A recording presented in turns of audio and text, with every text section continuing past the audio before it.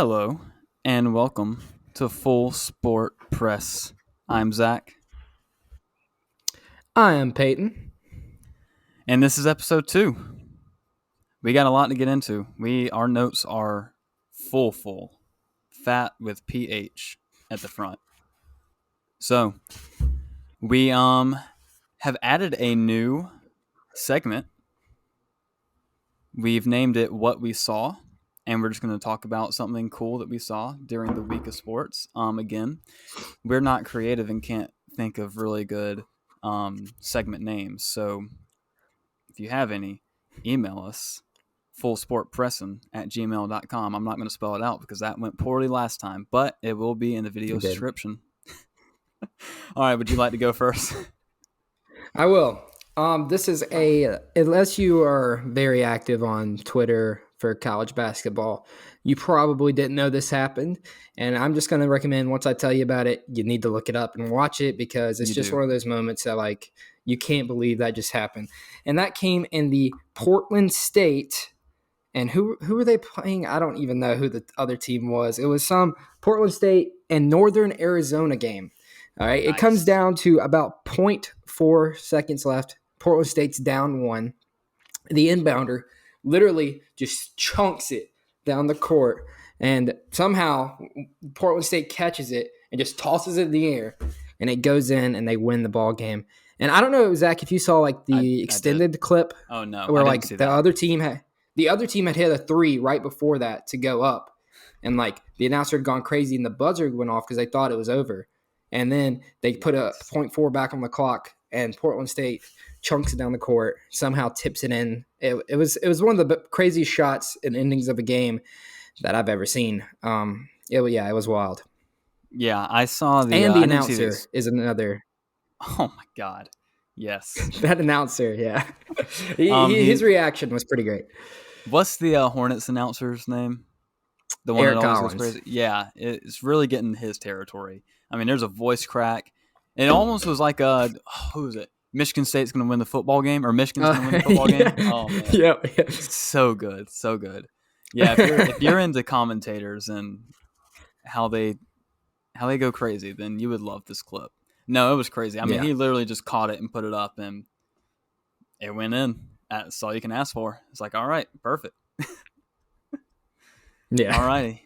Well, what I saw was somebody had to talk about it. The new scoring king, LeBron James. He took over Kareem's record and is now the number 1 scorer in NBA history.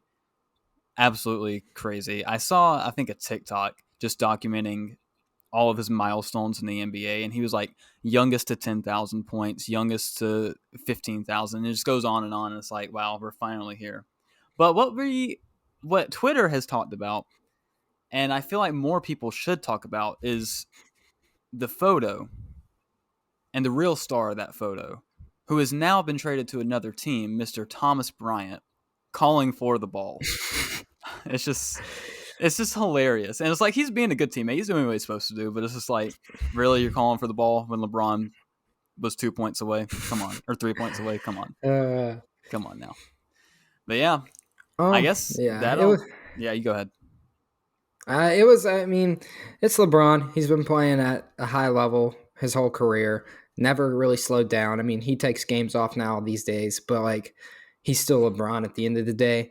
And as much as I sometimes dislike him just because he's too good, I have to give him credit, obviously. Yeah, I mean, it's just crazy because he's getting towards Tom Brady territory with age. Yeah. And he's still easily one of the best players in the league, and it's not even close. So, but using that, I'm going to segue into our first sports recap. I don't know, league, I guess. That was a weird segue, but we're going to go with it. The NBA. If you don't really care about the NBA, or you do and you live under a rock, then the NBA trade deadline was on Thursday, and oh boy, was it a doozy. We're not going to go through all the trades because it was a lot.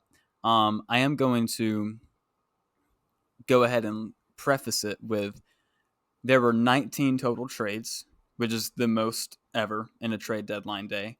Um, I think the year before would have been the most ever until this happened. So as you can see, we're just ramping it up year after year, which is beautiful. On trade deadline day, 27 teams were involved in trades and 55 players were involved. That's not even including picks. I didn't do that math. I just counted all the other ones. And if I'm wrong, somebody feel free to correct me, but that was what I counted with the article that I have pulled up. But we're just going to talk about some of the big ones and some that could involve a little bit of drama. It's going to be interesting. Some of these are. Number one, we talked about this a little bit last week, so I'm not going to touch on it a lot. And it wasn't even on trade deadline day. But again, Kyrie to the Mavs. Crazy trade. He's already started, I believe, playing with them. Yeah, He's at he least. has. Oh, that's what I thought. Yeah. Did you Okay. see the play he made against Kawhi was guarding him? I'll have to send it to you later. But it was Okay. Kawhi was guarding him, and like Kawhi was in perfect defensive position, like hand in his face, everything, a whole Yeah. way. And like Kyrie had to hold the ball until he's literally about to touch the ground, and like somehow floats it over him, made it.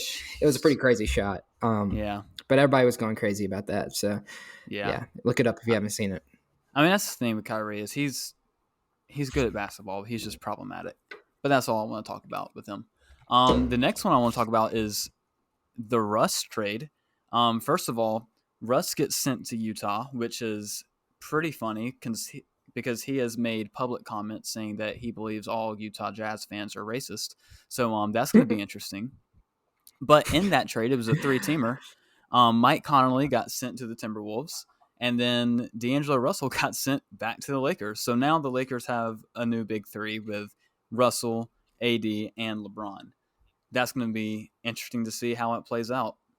Um, After that, Josh Hart got sent to the Knicks. He is reunited with Brunson back from the Villanova days, and it's going to be fun to see what that duo can do together.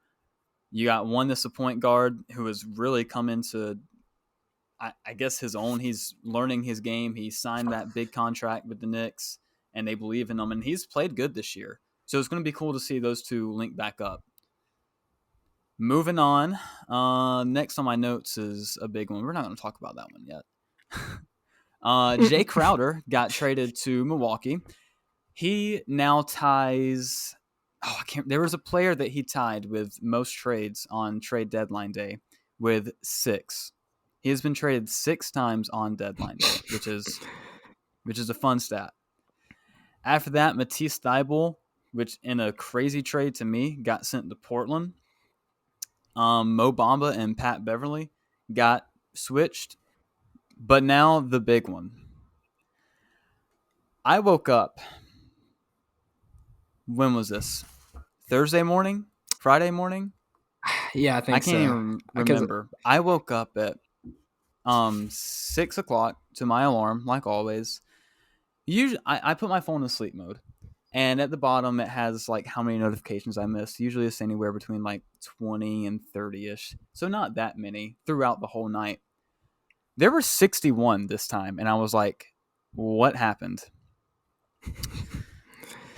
In a trade that I really don't think anybody saw coming, Kevin Durant was sent to Phoenix for 4 first round picks, all with no kind of protection on them, as well as Mikal Bridges and Cam Johnson. So, wow. The Suns are making moves. They're showing that this is the year they want to go for it all. And if I will say I felt bad for Mikal Bridges. I don't know if you've seen some stuff about him, but like yeah, just like stuff like interviews where he's like so happy to be a Sun, wants to be a Sun for life. They drafted him, all this stuff, and then gets traded, and he's like, well, and in the press conference, he was just like, well, it's KD. I mean, I don't really blame him. So like I it's kind mean, of yeah. sad, but I mean, this seems like he has a good spirit about it. Like he yeah. understands, but yeah, it's tough to see. But he's a good player. I think that the Nets are trading KD. They obviously aren't going to do what they wanted to at the beginning of the year. But they are getting some of that capital back they lost with the James Harden trade a couple years ago when they gave up the 4 first-round picks. So they got those back. And they lost KD, but they got 2 good players. I'm excited to see what they do from here. I don't think they're going to win the championship. I don't think they're going to make a deep playoff run or anything like that, but they have something they can build on. So we'll see what happens. Yeah. I think you forgot to mention Hornets. They traded Mason Plumlee for Reggie Jackson and then released Reggie Jackson. Great trade.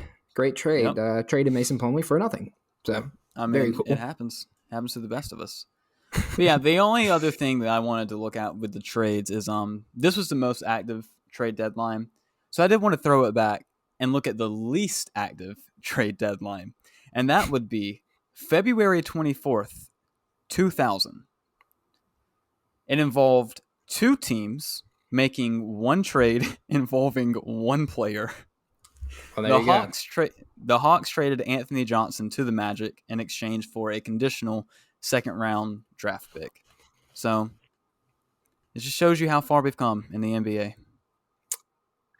I think it's a good thing. I know a lot of people will say players just get traded whenever they want now, but I think it makes it more exciting. So, same with NFL. Absolutely. All right, you want to take it away with the next topic? I will. All right, we're going to move on to soccer, English Premier League. And it was a very eventful weekend. Starting off, one of the first games of the weekend, Chelsea versus West Ham. And Chelsea basically, I would say, almost rebuilt their entire team. They spent the most money I have ever seen in a winter transfer window, the January transfer window. It was pretty insane. They have a new manager that started this season, and they've been struggling, and they spent all this money and play West Ham, who's okay, tie 1-1. And I at some point, Chelsea is going to have to start being good. They haven't played well in a while. They tied West Ham this week. Last game they tied Fulham 0-0. They tied Liverpool 0-0. It's a really rough stretch so far for Chelsea in the last couple weeks, and they really got to pull something together if they even want to. I think they're pretty much out of Champions League at this point. They're sitting at 10th in the table. They really got to make some moves. Well, they already made the moves. They got to figure it out. And other than that, the biggest news I would say happened is Arsenal ties Brentford, and then Man City beats Aston Villa on Sunday. So now Man City down 3 points in the table, but the Arsenal is up a game on them, or down a game on them, so they are a little bit more behind, assuming if Arsenal were to win the next one. But I think it's kind of a wide open race between those two. Everybody else pretty much is out of it. It's between Arsenal, Man City, and we'll talk a little bit more about that later. And then just finished up full-time, Liverpool back on track, beats the rival Everton in the Merseyside derby, and Cody Gakpo scores his first goal in a Liverpool uniform. I did see that on the way home. Yeah, he had been kind of struggling. Well, the whole team had been struggling. I don't know if I would blame him. It'd been a pretty bad couple games that he's been a part of, and they looked really good. And then another thing for Liverpool, they have a new up and coming youngster, 18 years old, Stefan Bajcetic, I believe is how you say it. He's a midfielder, and he played amazing today. Is he the one that turns it around for them? Probably not, but it is a little hope for the Reds there. Nice. Yeah, how long does the season have left? They go all the way until I believe May would be when it would end. So there is a long way away, but yeah, the end of the season should be pretty close between Arsenal and Man City. Yeah. Okay. All right. Is that all you have with soccer? It is. Perfect.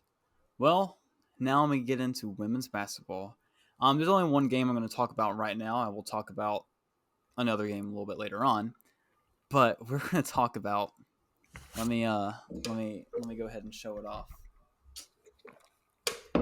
The South Carolina Gamecocks, baby. LSU decided they wanted to come to Columbia and just get an ass whooping real quick. So that's what they did. The Gamecocks, number 1, beat LSU, who was number 3, 88-64. ran Kim Mulkey out of Colonial Life Arena. And I think that LSU really showed they can't hang with the big dogs. I have no love for LSU at all. I don't like any of their players. They really annoy me. Their coach is a really terrible person. But that's just how it is. Morris for LSU played good. She played 39 minutes, went 11 for 29, 23 points.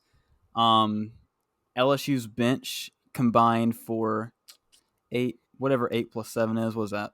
15. 15? Yes, 15. Yeah. Combined for 15 points. So, it wasn't that great. Colonial Life Arena was rocking. It was a sellout. 18,000 people in that place, and it was loud the entire game.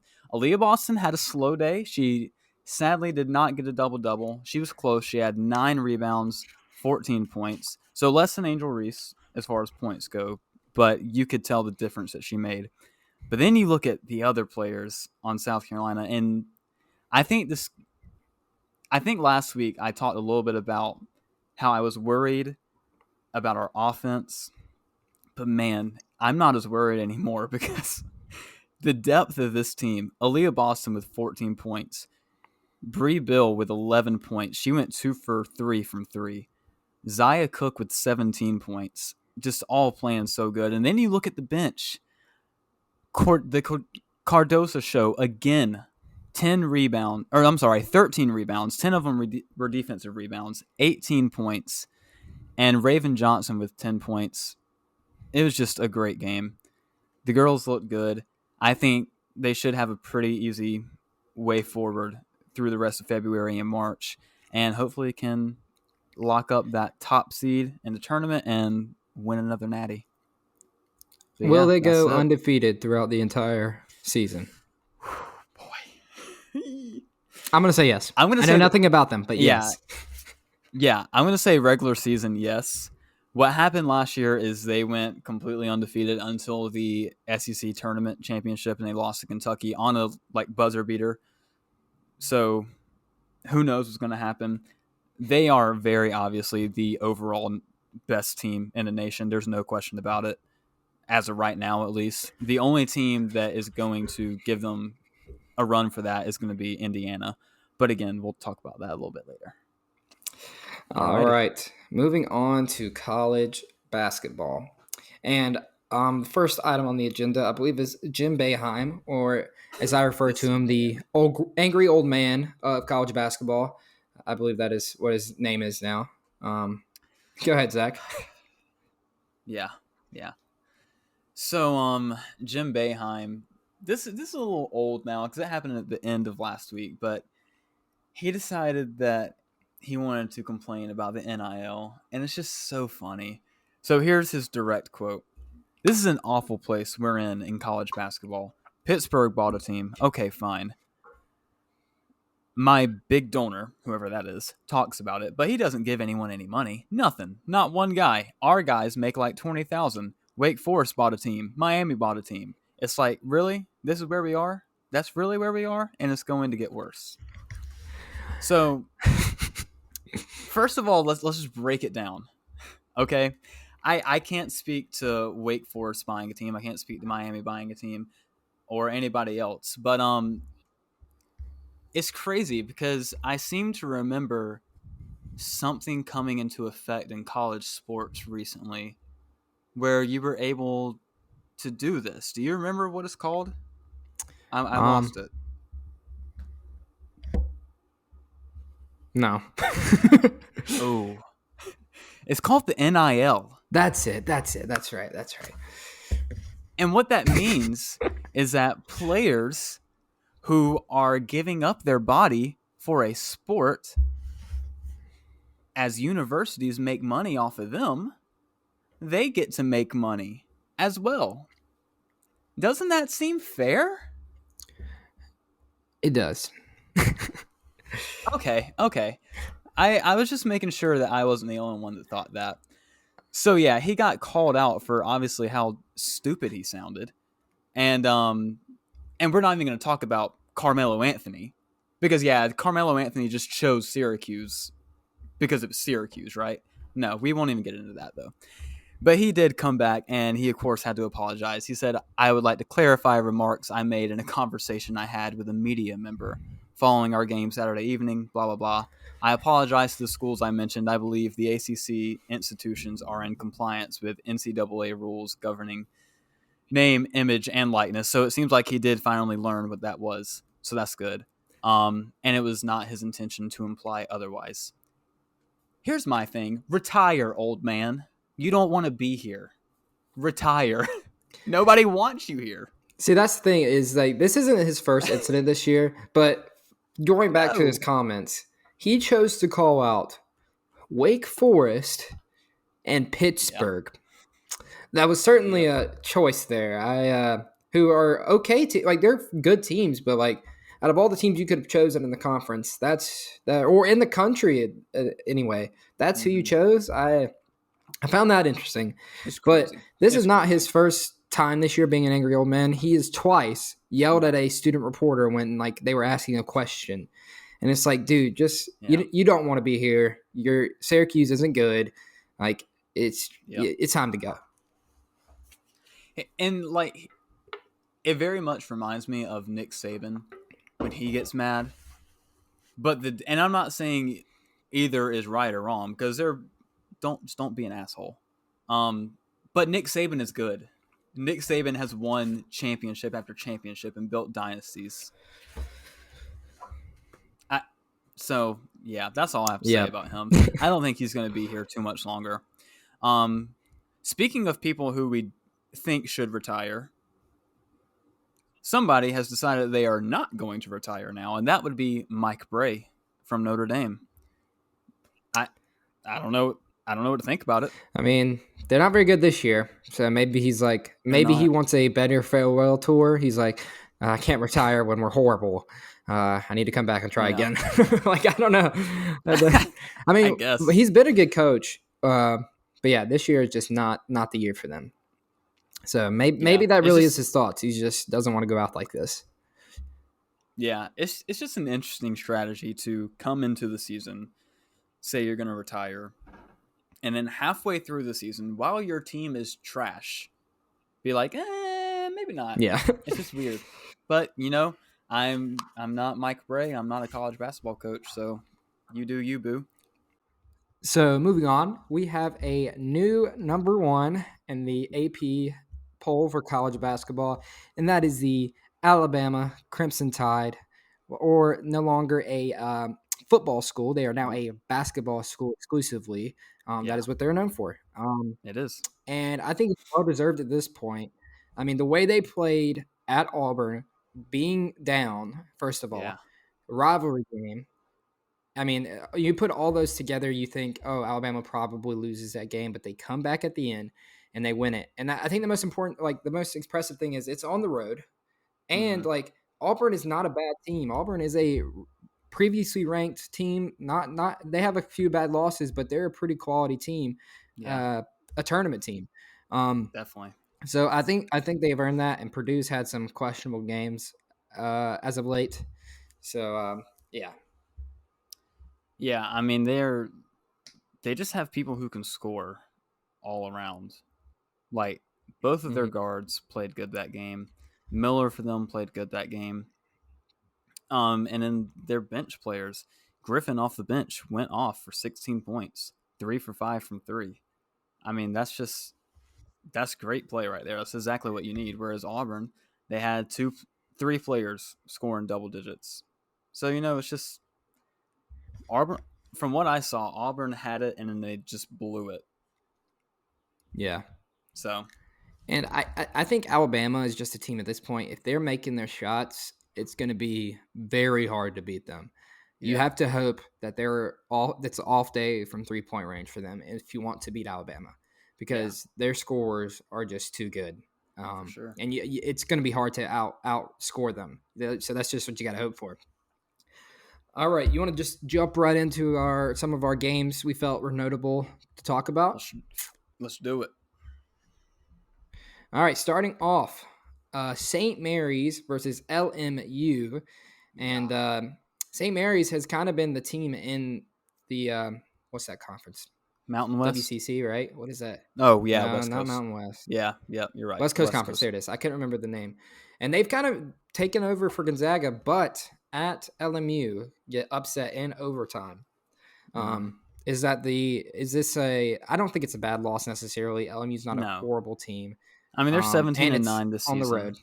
Yeah, they've been decent Exactly. this year. I think we're just at that point where anytime a ranked team loses on the road, is it that bad of a loss? It's like it's almost expected you're going to drop a few this season. That's just how it's been for every team. Yeah, this and then season has moving been. On. Oh, go. Yep. I was going to say this season's been weird because there's no clear number one. No teams are like dominating. So I mean, yeah, kind of what you say is it's not shocking, and it was an upset loss in overtime on the road. Like yeah, yeah. All right, moving on to St. Louis versus Dayton. What would you like to say about St. Louis versus Dayton, Zach? SLU is just having an off year. Usually they're a pretty good team, and where are they in the A10? Yeah. Usually they're a pretty good team in the A10. They usually lead the conference pretty easily. They win it, go to the not the conference championship, the tournament, and then that's really it. But this year they've kind of been slacking. They went to Dayton and lost 70-56, and now they're sitting in second behind VCU. And it looks like there's going to be a little three-way battle to see who comes out of that A10 tournament and gets the automatic bid for the NCAA tournament for March Madness. Yeah. So yeah. All right. Next notable game, we this isn't on our list, but I'm going to say it anyway because I feel like we should talk about it. It is Xavier losing on the road to Butler on Friday night. And Butler is usually one of those teams you're like, oh, this Butler's a good team. This season, they're 13-13. They haven't been the best. And at Butler, Xavier goes in and loses it by 2 points. Tough loss, especially if you're trying to win the Big East. I feel like any of those games you're not facing one of the top teams, you need to win at this point. With Creighton heating up and Providence is playing good, and Connecticut is still playing good. Marquette is been amazing. I feel like you can't have these games you just drop to a team that you should be beating. The Big East is crazy this year. They have so many ranked teams. I think they showed a graphic and there were like 6 teams ranked in the top 25. Let's see, they got Creighton, Connecticut, Marquette, Xavier, and Providence. So that's crazy. So many teams ranked. That's the conference, which I guess it usually does, but that's the conference that could have a lot of teams in the tournament. And I think a lot of teams that win a few games in the tournament. I mean, those are all good teams. Like I said in the last episode, Creighton is a sleeper team that can easily, I think, make it to the Final Four if they get hot at the right time. And the same can be said, I think, for the others too. They're good basketball teams. Yeah. All right, moving on to the downfall of one of the Blue Bloods, Kentucky. Thank God. It's a rough year. It's bad. That's all I can say about that one. I lost to Georgia, who Georgia isn't horrible, but it's a game you need to win at this point in the season. And this is a loss to Georgia with Shibwe scoring 20, Reeves scoring 20, Toppin scoring 12. These are games that you can't drop.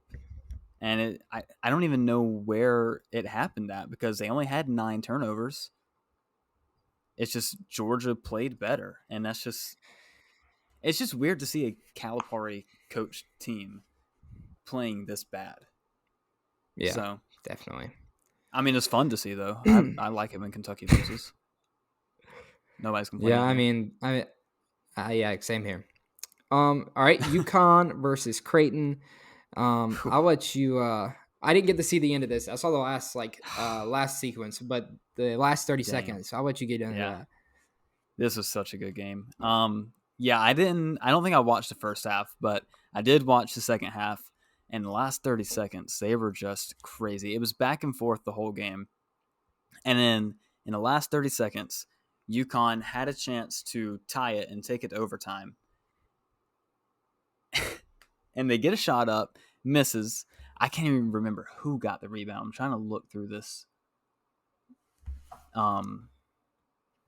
team right here. I can't remember who it was, but somebody on UConn got the rebound, dribbles it all the way back to the 3-point line, shoots it, makes it, which would have tied the game. Too bad, though. That player's foot was just a little bit too big, and he had basically all his toes on the line.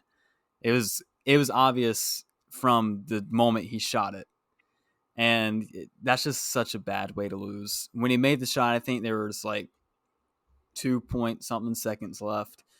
Then they had to play the foul game, and of course they ended up losing 56-53.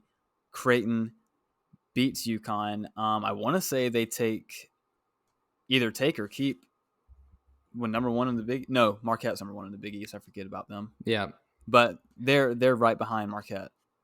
So, and talking about Xavier's loss, that puts them tied with Creighton now. So both Xavier and Creighton are 11-3 in the Big East. Marquette's 12-3. So however those games go with Xavier and Creighton coming up, they could end up being tied with Marquette for the lead. So a big week coming up for the Big East. Big East is going to be a fun finish. I'm excited for that. It is. I think they have a lot of fun teams that are just kind of exciting to watch. So, all right. Well, on. Now let's let's go ahead and hand it off to you for this one. I'm excited for this. It's time for a rant. I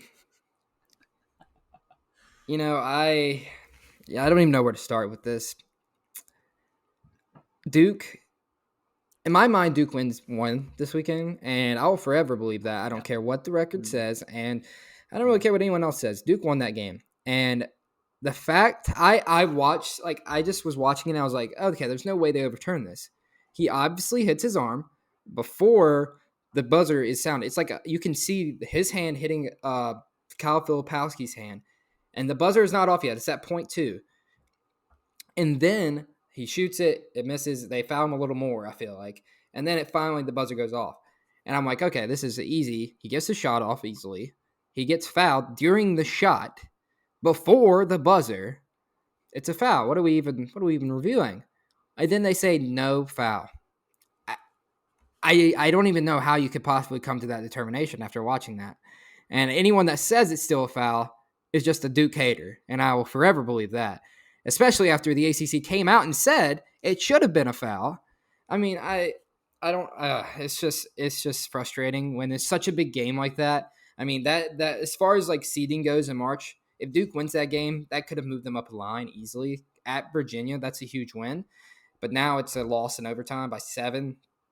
I mean, and it's hard for Duke to come back after feeling like they could just won the game to feeling like they got screwed over. It's hard to get the players, I feel like, motivated to keep playing. And it's just a tough situation altogether. And I don't know. It also didn't help that they got destroyed by Miami earlier in the week, which I wasn't surprised. Coming off an emotional win against North Carolina on a Monday, it was always going to be rough at Miami. But yeah, it's Duke won in my mind. That's all that really matters. I'm always happy to see Duke actually lose, no matter how it happens. So that's all I have to say. Except they didn't actually lose. The score says different. And the score's wrong. So okay. He probably would have missed those free throws anyway, so it doesn't matter. It's possible, but we'll never know because they decided to do something stupid. Did he end up scoring any points that game? I feel like he missed his free throws in overtime as well. Nope. Yeah, he had 0 points. I don't know what was going on with Kyle Filipowski. That's insane. Considering he had been playing so good, and then he just forgot how to play. That makes 0 sense. But okay. Yeah. All right. Moving on.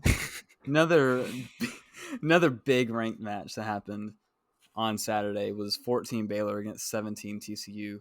Baylor came away with it at TCU. That's a big win for Big 12 play. The Big 12 is in a weird place this year.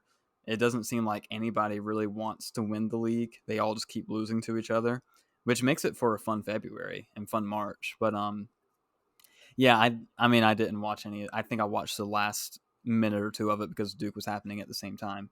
So of course I was watching Duke lose. That's more fun. But I mean, yeah, big game from Cryer on Baylor and Flagler on Baylor, 23 and 28 points. TCU, they kind of spread it around a little bit more, but almost got it done, but they couldn't. Baylor comes away with it. Let's just kind of combo these next two games together because it's Big 12. Iowa State loses against Oklahoma State, and then Kansas State loses to Texas Tech. Both of those games, Yeah. at this point, like we were saying, the Big 12, I don't know what's happening. I don't know who's going to win it. I don't know if any of them are actually good, but it's interesting to watch because every week almost the whole conference is ranked besides the bottom four, and you could make an argument Oklahoma State could be soon. It's just a conference where you're like, whoa, who is good? Are they good or are they all just mediocre? Yeah. I really can't tell because it's crazy. Because then you got the second to last team in the league, Oklahoma beat Alabama a few weeks ago. So that one just throws you for a loop, and you're just like, well, maybe they're all good. I don't know. It's so weird. I don't know what to think about the Big 12. And it's the same with the Big 10. There's Purdue, who to this point, we'll talk about them in a second, but to this point has been the obvious number one, and everybody else who is kind of like, we're just here. We're all going to beat each other. And it's so weird. Let's go ahead and talk about Purdue. What in the world happened yesterday? A loss to Northwestern. So I have a coworker who's a big Purdue fan, and he likes to say and is saying that the refs just weren't calling anything. Apparently their guards were getting murdered. 3 players came out of the game bleeding or something. I don't know. It doesn't matter. You have Just Tall. And if he's so good, he should win you a game against Northwestern. But obviously we see that didn't happen. 24 points, 8 rebounds. God, that's so bad for him. It was not enough to do it. Yeah, that it looks like it was a cold day for them, but I don't know. I feel like this Northwestern team, I'm looking at these stats. They shot 18%. No, they didn't. I know that's what I was looking at. They didn't play good either. That's where it's like, how did they lose? Like, it wasn't like Northwestern had a hot day. They didn't play good either. It's a loss where you're like, man, that's rough. That's bad. Yeah. Yeah. And then I believe our final. Oh wait, no, we have two more games. Yeah. And we're back to what we talked about last week. Is Tennessee good? Who knows? I believe they lost twice this week on buzzer beaters. Who'd they lose to first? Hold on, give me a second. But they lost to Missouri on Saturday, 86-85. And on a buzzer beater 3. And then they lost to Vanderbilt on Wednesday on a buzzer beater. And both of those are bad losses. Yeah. Bad They losses. are. Vanderbilt is a little... You can give that to them a little bit more because that's a rivalry game, big Tennessee game. And it is at Vanderbilt. But man, that's still not a good loss. It isn't. And the Missouri one is Missouri's a good team, but at home you have to win against them, I feel like. Yeah, especially coming off a loss at home. And this is a team that has a really good defense and they can shoot the ball well, and they just couldn't get it done. Good defense. I mean, you look at Missouri, their stats. They shot 53% field goals, 54% from 3. That's 14 for 26. So I mean, yeah. And see, what's funny is Tennessee was supposed to have like the best 3-point defense in the country, and 54%. And it's not like they only took a couple threes. 14 for 26. Yeah. That's a wild number to shoot from 3 for an entire game. It is. Oh man, I don't. Did that. I don't know what to think of Tennessee anymore. They're just one of those wait and see teams. Maybe it just depends on how they play that day. Because I think that with all of these teams, we're going to learn a lot in conference tournament season. Yeah, because that's going to be everybody's first taste of day after day, game after game, and neutral sites. Buckle down and get you win. Yeah, who can buckle down and get you wins? And it's going to be interesting to see. I have no idea who's going to come out of any conference besides maybe the Big Ten and Purdue, and that's a maybe. The only one I'd say also would be Arizona. I feel like UCLA's there too. We'll see. You say Arizona, but then they lose an awful game at Yep. Stanford. 11-14 Stanford. It's like, I don't even know. But, I mean, also, again, going back to shooting, Stanford shot 61% from field goal. Good Lord. 56% from three. Oh, my gosh. I don't know what to think about these teams. But Tubelis, is that how you say his name? I think so. He had 4 points in that. He had 4 points in that game. He shot twice. Wow. 3 assists. That's one of the best players in the country. That's and crazy. You shot twice. That's crazy. Yeah, you can't do that. All right, I think that wraps up our college basketball kind of review. I will say these aren't any of our games to watch for, but I know we talked about it a minute ago. Coming up in the Big East this week, Creighton versus Providence. That will be a big one. Wednesday, Xavier versus Marquette. Another huge game.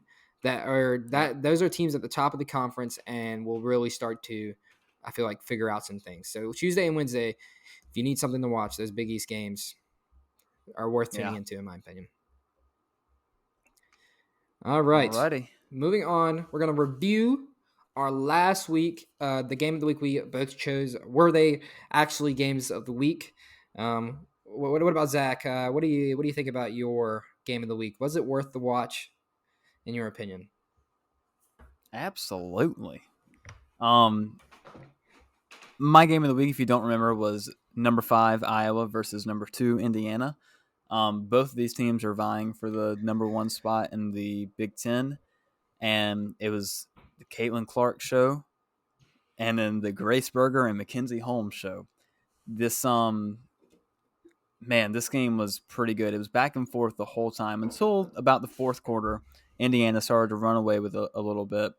I can't even say her name. Cisnano? That's what we're gonna go with. Yeah, she's Iowa's second best player. Only got 6 points, so bad night from her. But obviously, you have Caitlin Clark, and I'm just gonna read her stat line to you. 39 minutes, 12 for 28, 3 for 11 from 3, 8 for 11 free throws. 4 rebounds total for a guard. That's pretty good. 10 assists, 35 points. She's just unstoppable. On a night where you could argue she did not shoot well from 3, which is usually where she shoots best from, still ends up with 35 points in this game. But I do want to turn it to the Indiana Hoosiers, who pulled out an 87-78 victory. Mackenzie Holmes just decided it was her night. 10 for 17 from the field goal, 24 points. And then also Grace Berger, 10 for 20, 26 points. They combined for 50 to get this win. A big win for Indiana as they continue to keep this number 2 spot right behind South Carolina. Like I said earlier, South Carolina is the obvious number 1, but I think it's becoming clearer and clearer that Indiana is the obvious number 2. And me and my boss, Connor at Homefield, shout out, we talked about it today, and we're getting worried that we're going to have to not like each other for a week or two if this ends up being a game in the tournament. Mm-hmm. So, yeah, my game was really good. I was hoping it would be a little bit closer. Was hoping Caitlin Clark would light it up a little bit more, but still, I'm not going to complain about a double-double and 35 points from her and a great game from Berger and Holmes. So, yes, my game was Game of the Week worthy. Obviously, my game was worthy. It was going to be this. It's the Super Bowl. Very rarely is it not worth the watch, but this one especially was a fantastic game. Eagles started off hot. It looked like maybe they pull away starting in the second half. Jalen Hurts lighting it up, looking amazing. And then the second half comes and Patrick Mahomes becomes him, and that's all you really have to say. He takes over. He got his shots in the locker room to make his ankle all better. And he came out the monster that he is. And let me just say, Patrick Mahomes was obviously a monster, but that Chiefs offensive line, not a single sack by the Eagles defensive line that we heard all week about that they were going to be a problem. Not a single sack Yeah. let up. And you have to say, like, wow, that was the matchup everybody was worried about. Would the Chiefs be able to protect Mahomes? And they definitely did. And sadly, I Oh mean, yeah. it was a great game all the way to the finish. Sadly, it ended in a little bit of controversy. And I think my opinion on I it, don't think it was. That was a it penalty. was a penalty. It was the worst I'm time sorry. for it to be Stole it called. from you. Like, in my opinion, it is a penalty, and it probably should have been called. Does it suck that it happened? Yes, because I would have loved to have seen what Yeah. would happen if Hurts could have got the ball back and tried to drive down. But at the end of the day, Bradbury said himself it was a hold. I mean, there's only so Yeah. much you can say. You can say, oh, well, it didn't affect it. Well, you don't know that. Maybe Juju's route is different if he's not getting held outside of the break. Maybe he's wide open for a first down, and it doesn't matter anyway.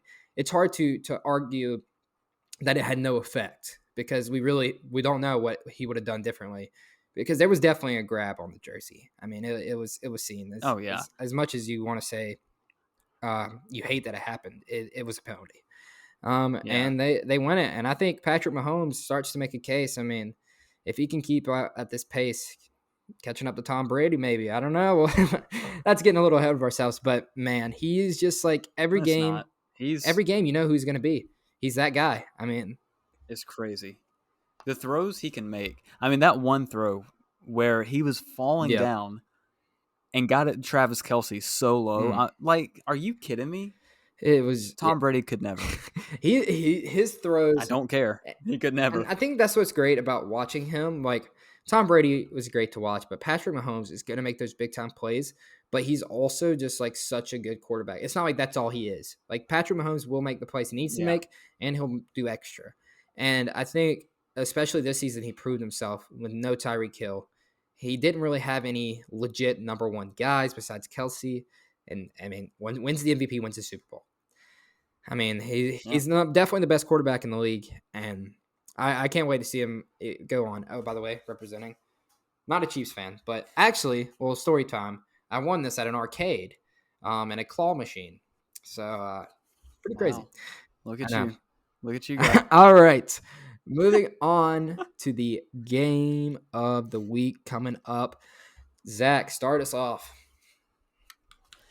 I was looking through all the games on ESPN, every single one.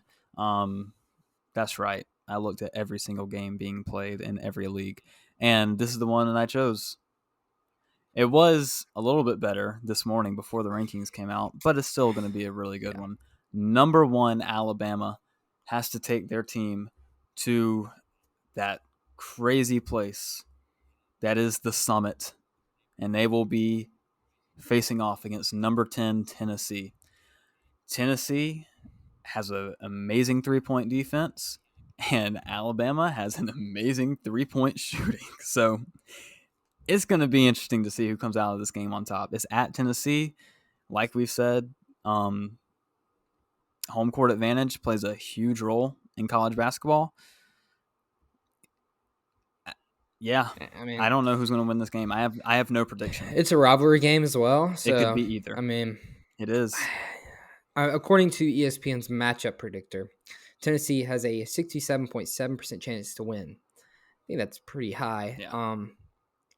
It is. I think Alabama will pull it out. But in my opinion, Yeah. this is a game Tennessee they kind of need. I mean, they're starting to be really suspect. This will be 3 games in a row with a loss, and I know they're facing the number one team in the nation, but they put themselves in this position losing the previous 2. So I feel like this is a prove it game for exactly. Tennessee. Are they legit? Are they good enough to compete when we get to March? You got to win this. I feel like to prove yourself. All right, and we'll move on to my game of the week, and that is Arsenal versus Manchester City. Wednesday. Both these games are on Wednesday. Wow, at 2:30, and this is a massive game for the rest of the Premier League season. Manchester City must. I'm going to call it must win. I feel like you start to catch up even more to Arsenal, then you're starting to feel really good. But yeah, Arsenal if you tie here, you're still happy about it because you still have a game in hand on Manchester City. But I feel like it's at Arsenal, so that helps out the Gunners a little bit. But I'm feeling like Manchester City. This is the time of year where they start to take their form. They're not playing around anymore, and I think that loss to Tottenham wakes them up, and I think they beat Arsenal and kind of set themselves up for a shot to catch up the rest of the season.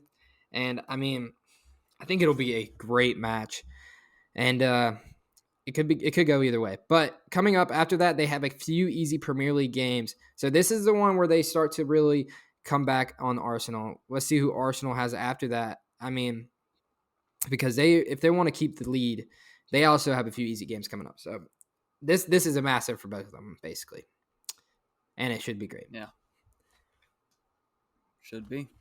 Who do you think's going to win, Zach? Go ahead. Arsenal or Man City? Ooh, is that Man City? According to the notes, right? I forget. It's backwards. Yep, got him. So dumb. Yeah, I mean, Man City has Haaland. He's insane. I know he hasn't been as good now as he started off, but still, I feel like he can just score at any moment. So I'm gonna go with Man City. We're both picking Man City. You're welcome. We'll see it, but yeah, Alabama, Tennessee, Arsenal, Man City. If you watch anything this week, those are the two. If you need a close second, watch Big East basketball Tuesday, and if you want to double screen Alabama, Tennessee, and Xavier Marquette, which I will be doing, and I'm sure Zach may be doing. I don't know what he's up to, but I think I'm going to be double screening on Wednesday because those are two must watch. All right, I think that about wraps it up here at Full Sport Press. Got anything else you want to tell the masses, Zach? I love you all. Ditto. Bye.